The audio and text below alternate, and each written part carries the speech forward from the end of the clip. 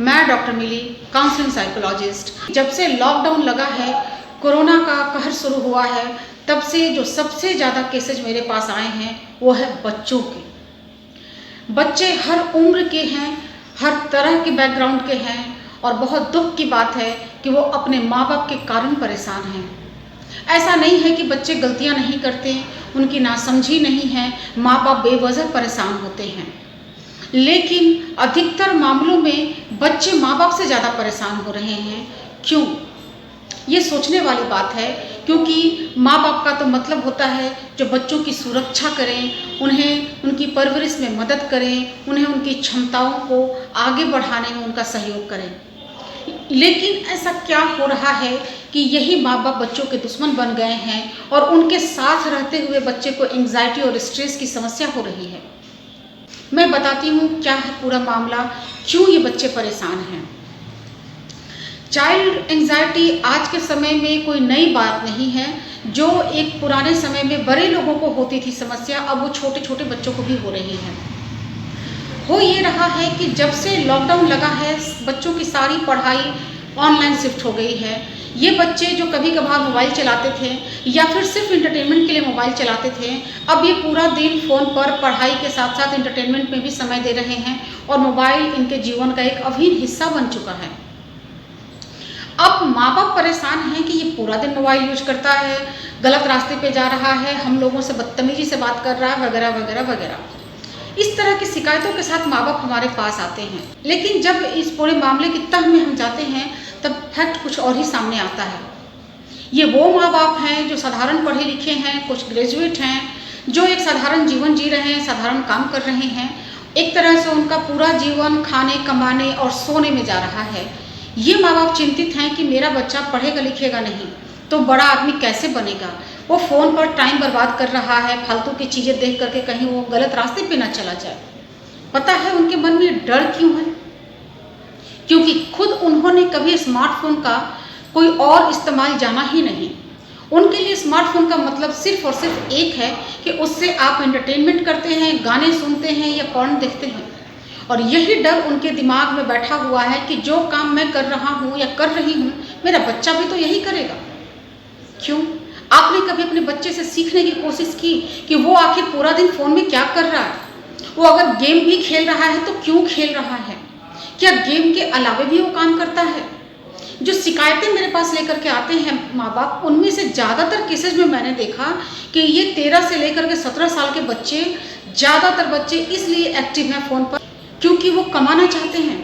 उन्हें पता है कि सोशल मीडिया के माध्यम से बहुत अच्छी इनकम होती है, कई लोगों का वो करियर बनते देख रहे हैं। और चूंकि इन बच्चों का अपना इंटरेस्ट कम है पढ़ाई में, तो वो इन रास्तों पे चल करके अपने करियर को सिक्योर करना चाहते हैं। उनके इस डर को समझे बिना पूरी बात को जाने उनको लगातार ताने देते रहना कि तुमको तो कोई काम नहीं है, दिन भर मोबाइल में लगे रहो, कभी ये काम नहीं करते, पढ़ोगे लिखोगे नहीं तो क्या होगा। इतनी सारी बातें जो आप एक सांस में बच्चे को कमरे में घुसते के साथ सुना देते हैं, कभी आपने सोचा कि उस बच्चे पे इसका क्या असर पड़ता है? जो बच्चे ढीठ होते हैं, जो बच्चे थोड़े से स्ट्रगल करने वाले होते हैं, जनरली वो इग्नोर करना सीख जाते हैं। और जब वो इग्नोर करना सीख जाते हैं तो यही माँ बाप शिकायत करते हैं कि हमारा बच्चा हमारी सुनता ही नहीं। लेकिन कुछ बच्चे थोड़े ज़्यादा सॉफ्ट होते हैं, वो स्ट्रगल नहीं कर पाते, माँ बाप की नज़र में अपनी खराब इमेज को वो झेल नहीं पाते, और वो बच्चे फिर एंग्जाइटी और डिप्रेशन के शिकार होने लगते हैं। और जब यही एंग्जाइटी डिप्रेशन एक लिमिट से अधिक होता है तो कई बार ये हाइपर भी हो जाते हैं, कई बार ये बुरा बोल भी जाते हैं। बिना उनके गलत व्यवहार के तह में गए लगातार उनको ताने देते रहना, अपने बिहेवियर के पैटर्न में बिल्कुल बदलाव ना करके उनको ही सुधारने की कोशिश करते रहना मामले को और ज़्यादा खराब करता है। आप लोग ये समझे बिना कि हम क्या सुधार करें, हम ऐसा क्या करें कि हम अपने बच्चे के साथ कम्युनिकेट कर सकें, आप उसके ऊपर ही दबाव डालते हैं कि वो सुधर जाए। जबकि बच्चा बिगड़ा हुआ है ये बात बच्चे को नहीं पता, तो वो सुधरेगा कैसे? वो तो करियर बना रहा है या गेम खेल रहा है, उसके लिए एंटरटेनमेंट और करियर दो ऑप्शन है। कोई एक में गया है, कोई एंटरटेनमेंट में लगा हुआ है, कोई करियर बनाने में लगा हुआ है, और दोनों के माँ बाप एक ही तरह का ताना दे रहे हैं। आप सोचें कि दोनों तरह के बच्चे क्या एक ही तरीके से रिएक्ट करेंगे? पॉसिबल ही नहीं है।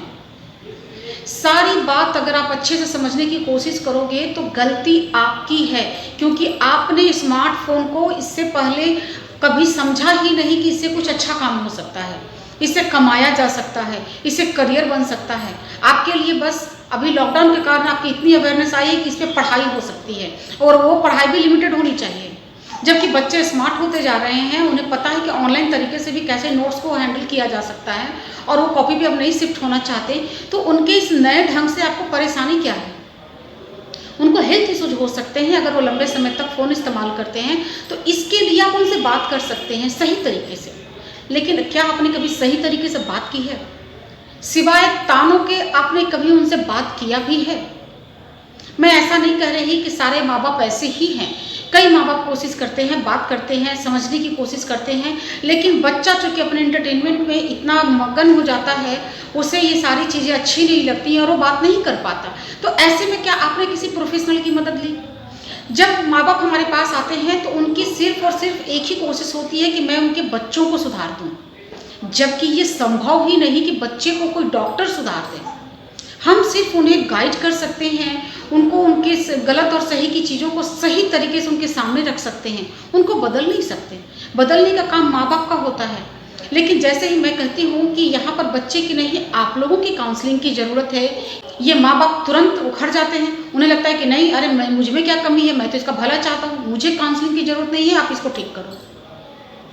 सारा दिन बच्चा आपके साथ रहा, बचपन से आपने उसे पाला, और आज बच्चा खड़ा हो गया तो आप पल्ला झाड़ कर कहते हो कि मैं तो ठीक हूँ।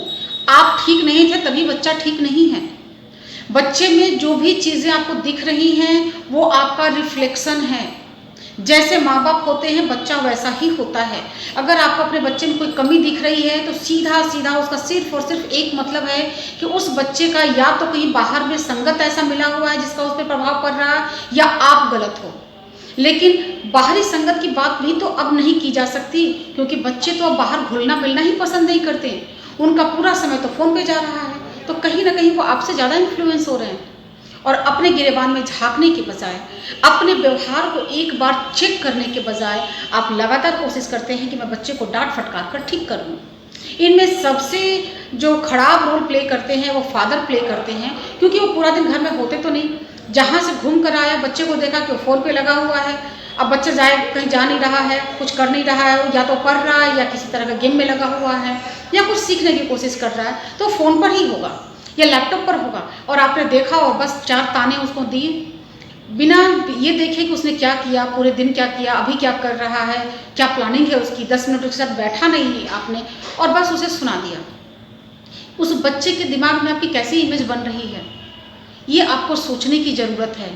माएँ यहाँ पर उनको कुछ पता नहीं है, बस एक ही चीज़ टोकते हैं कि बेटा दिन भर फ़ोन मत इस्तेमाल करो, क्यों ऐसा कर रहे हो। और उनके ये सवाल जो कि बिना जाने समझे आते हैं, बच्चा चाहता है कि माँ तुमको समझ में नहीं आता है तो तुम चुप रहो।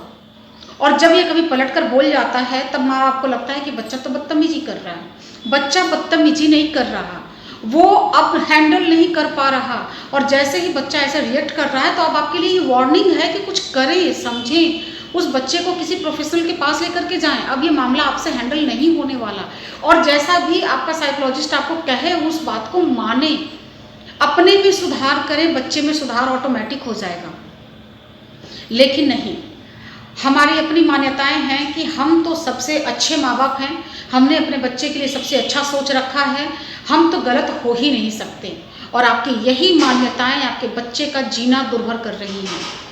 आप लोग उसके दुश्मन बनते जा रहे हैं, उसको घर में ही घुटन का एहसास हो रहा है। अभी हाल ही में एक लड़की का केस आया जो हॉस्पिटल में एडमिट थे, डॉक्टर ने उसे मेरे पास भेज दिया कि इसे काउंसलिंग की ज़रूरत है। माँ बाप को लगा कि अरे इसको तो बेहोश हो गई थी, इसको सांस लेने में दिक्कत हो रही थी, काउंसलिंग का क्या मतलब है यहाँ पे। लेकिन जब बातचीत हुई तो पता चला कि माँ बाप बिल्कुल दबाने की कोशिश करते हैं। लड़की की शादी की बात कर रहे हैं, वो पढ़ना चाहती है, वो परेशान है, वो अपनी बात नहीं रख पा रही। ऐसे में जब वो सोचती है तो सोचते सोचते उसका ब्रेन एक तरह से ब्लैंक हो जाता है, वो समझ नहीं पाती क्या करें, और उस बेचैनी में वो तेज़ तेज़ सांस लेने लगती है। ये कोई बीमारी नहीं है, बस थोड़ा सा सिचुएशन नहीं हैंडल कर पाने के कारण, जो फेल्योर है उसके प्रेशर के कारण ये सीन क्रिएट होता है।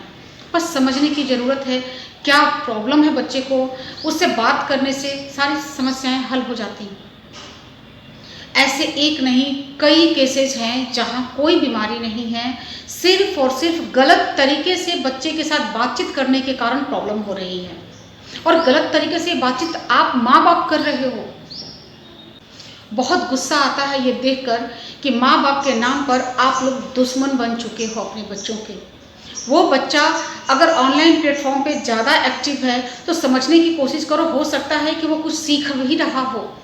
कई बच्चों का आजकल के समय में मैंने देखा है कि उनका सोशल मीडिया से कमाने का रुझान बढ़ा हुआ है। उनके इस रुझान को समझें, उसको गाइड करें, चैनलाइज़ करें, ना कि सप्रेस करें। आशा करती हूँ कि शायद मेरी ये कड़वी बातें आपके दिमाग में थोड़ी-सी भी जगह बना सकें, आपके बच्चे के जीवन में थोड़ी-सी भी सुगमता ला सकें और आपको थोड़ी समझ दे सकें।